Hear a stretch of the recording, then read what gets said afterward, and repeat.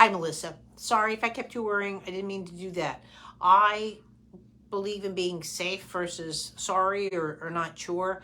I screenshotted the thing. She doesn't do a complete V.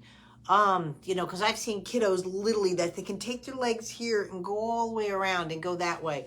But she's pretty, I wouldn't call it hyper flexible, but to sit there and go through her pelvis and the hips splay out like that, I would either keep an eye on it, or when you have or you can, just get a hip X-ray. She's army crawling. She can't get off the ground. It's hard for her to have a pelvis that can, you know what I mean, to crawl.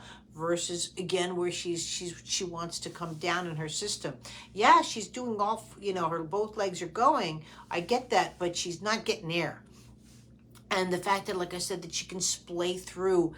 Again, when you're you try it. You sit like this and you go like this. Yeah, she gets off the ground a little bit, but that's not an easy move. And so that's where my little antlers went up and just said, just keep an eye on it, or possibly get them X-rays just to check out to make sure everything's cool with that. And that's why. Doctors feel they can examine pelvises by just looking at mobility, and they might say, oh, she's a little hypermobile, but I don't see that in her other moves. And so that's why, like I said, my little antlers are going up as to when in doubt. But again, I'm not seeing that she's cognitively delayed.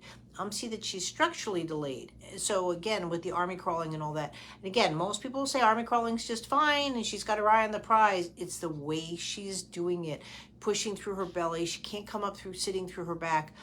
Those kind of moves are difficult for her, and it might be just more structural than it is, again, where it's looked at as developmentally, but it's structure.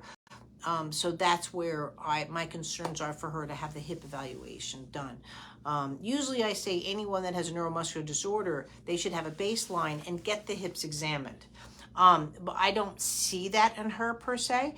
But again, she's not going into optimal development, and she needs help. And is she off a little bit because of her structure more so than, again, what's going on and just how she's putting the movements together? Thanks.